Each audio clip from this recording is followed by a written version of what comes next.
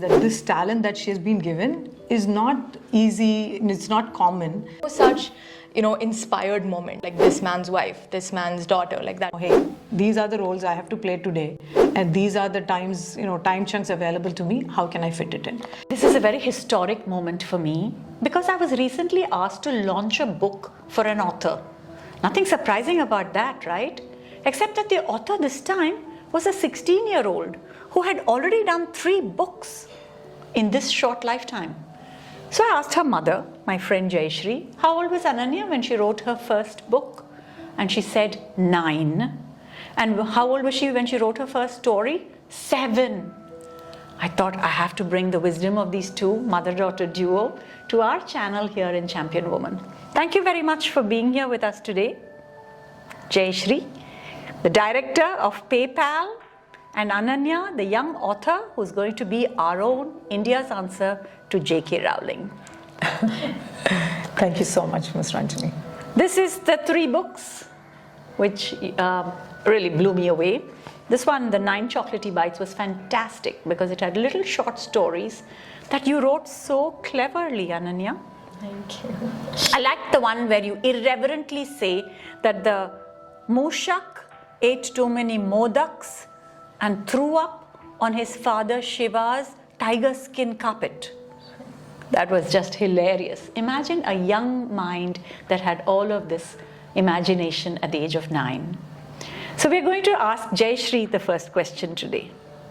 Raising a young girl with so much talent, how was it a delight and an adventure for you?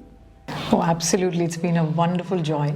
So I think of, the roles I play in my life. Definitely it started out as a daughter, being born, and then, a sister, a friend, a colleague, and then, became a wife and a daughter-in-law. And then I think the role that truly made me come alive and, maybe, completed me is when I held Ananya the first time as a mother. And I still remember the smile, she gave me within like 10 minutes of being born. I don't remember anybody ever saying that, so that moment I'll never forget.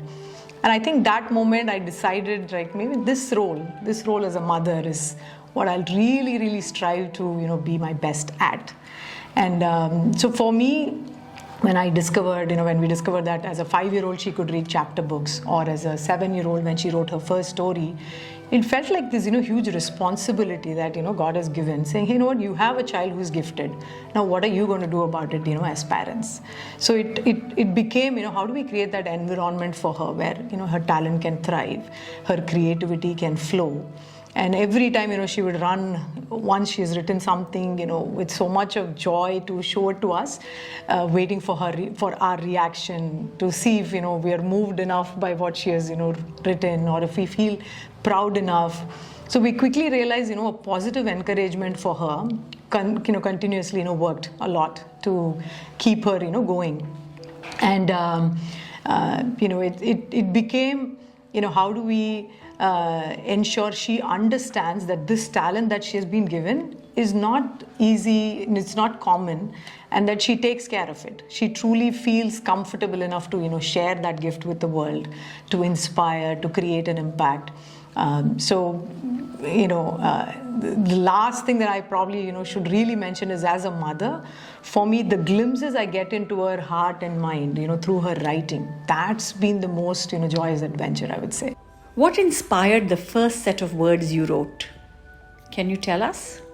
Yeah, I think there was, I still remember, sitting at this like dimly lit desk, writing stories about, kids who turn into chocolate and talking animals and all that. And I think at that point, it was just that innocence that turned into inspiration where, it's almost in the sense of like rose-colored glasses, except everything seems, magical and like full of wonder. And it was just the ability to just see a story in everything, honestly. But I think as I evolved, maybe like there was no such inspired moment because like, I don't know, it just wasn't defined like that. As I evolved as a writer, probably, I would say like one of the key things for me is to be able to take inspiration from my environment for sure, because I feel like we always want to come up with these complex and unique ideas, but we don't realize that we're surrounded by them at all times. Like taking inspiration from your environment doesn't mean, it doesn't have to be like the sunset or whatever. We're surrounded by complex, unique people at all times, who have been through amazing experiences in life, and those are like living, breathing stories right there. So I feel like that is one huge component in my writing. It's an essential part, and I feel like from that initial ability to just see stories and everything to seeing stories in the people around me and in my environment, that was like a huge transition for me. That was the inspiration, the inspired process more than the inspired moment, for sure. You have worked on the research of Indian women in epics. Can you tell me more about that? So I did a paper on the influence of women in Indian epics that was hugely kickstarted by my school and heavily supported by my history teacher at the time. And it combined such huge passions of mine, which are mythology and research. As nerdy as it sounds, that is what interests me. So basically, from a young age, I've always been drawn to the lesser known character, the less widely upheld characters. And I feel like often as history evolves, we're handed like this, pre-packaged, like convenient version of the truth, which is not always the truth, And of course, the whole paper was just about bringing them to the spotlight, because I feel like we always refer to the women in those epics with a male crutch, like this man's wife, this man's daughter, like that. But although I'm sure that male character played a huge part in their lives, I feel like it's unfair to reduce their lives to just being a supporting character for the male character. So I think that was like a huge inspiration behind the research. Just bringing those characters to the spotlight was very important to me. And some of them? Yeah, I did a paper on some of them were Sita, Ahalya, Mandodari, like some of the less conventional characters as well. So yeah, I mean, whether I feel like the character doesn't always have to be good. Even women who are portrayed as not as evil or whatever it is, they also have stories. You cannot only show one type of person all the time, right? So I think it was very interesting for me, and it was just about bringing people from different walks of life, from facing different dilemmas and different circumstances. That was really important to me. So yeah. Jayashree, what are 3 champion woman traits that you have used effectively and dictates your life at work and at home? 3 champion women traits that I can probably talk about is so fearless, empathetic, and impactful. If I were to trace an underlying thing right from when I was little to now, maybe these 3 stand out. Fearless in the sense, I picked up this habit of asking myself this question: what's the worst that can happen? I always seem to have challenged myself over the years, and I realized this is something that I should share more, to give more power to women, so that they can, not just women, I think it applies to everybody, but more so to women, to ask yourself the question, what's the worst that can happen? And then you start peeling the layers of the onion of the fear that's really holding you, so that you can actually step out of it and maybe go and give that try. Maybe go and fail a little bit, and then you learn from it, and the next time around you have a little bit more confidence to go and try out that. The second thing that I would like to talk about is being empathetic. I again ask myself the questions: if I were in their shoes, what would I like? How would I like to be spoken to? How would I like to be treated? How would I deserve to be treated? So when I ask myself those questions, I feel it helps me understand the other person more. And whether it's at home or at work, it's about not just offering that empathy, I also demand empathy. Hey, this is where I'm coming from, and give them that perspective of, this is where I sit, this is what I see, and, this is why I'm behaving this way, and, can you see it? I think when you have those conversations, it helps to be understood more, which is what I think we all want to be, at the end of the day. The third thing that I would say is, being impactful. Somehow, this was an aha moment maybe 7-8 years back. I think we all go through that question of, why am I here, right? Like maybe it sounds too philosophical, but, I had this aha moment of, I truly believe I'm on this earth as a soul to impact as many lives as possible positively. And when I had that, it became so much easier for me to anchor myself around that, be it at work or be it at, home or in the community I live in. The more and more, every single thing I do, if I can, help myself understand that, hey, what, I'm impacting this life, that gave me so much joy and satisfaction. And when that happened, I realized that no matter what I do, wherever I am, as long as, I I lead myself, with this belief, it helps me, stay very happy. And maybe lastly, one other thing I'll share is what my mom told me when I was 6 years old. So she shared this with me, and it stuck to me, till date, and I try to live up to it. Even if you don't do great things in life, do every small thing in a great way. And so I try to apply this, to this littlest of things to the biggest of projects, I do. And it truly helps me, again, find that joy that I think we all strive to, look for. How do you manage your 24 hours that is overflowing? Yeah, it's a complaint at home, I'm sure. So one of the things I realized about myself is, how I'm, wired. So I seem to compartmentalize, the different roles. And I also look at my day as, chunks of pockets of time available to me. So the way I seem to process my day is, hey, these are the roles I have to play today, and these are the times, time chunks available to me. How can I fit it in? So the more I'm able to do it, I seem to be able to, strike a balance. More often than not, I succeed. Some days I miserably fail. But I think in that journey, I've realized that I seem to create this image around myself that Jayashree is able to do a lot, because I seem to process time like that. And I truly tell people, time is your magic wand. Everybody has the same amount of time. Nobody has more or less of it. So how do you use it? How do you leverage it? And what is it that you use it for? It all boils down to that. So every time I have an opportunity to talk to children or young folks at work, I tell them, because the more you can instill this thought in people early on, and then they're better for them in their life. Mother been a role model for you, and what have you learned from your father, Ananya? Yeah, I think definitely. I mean, so much of me is from my parents, for sure.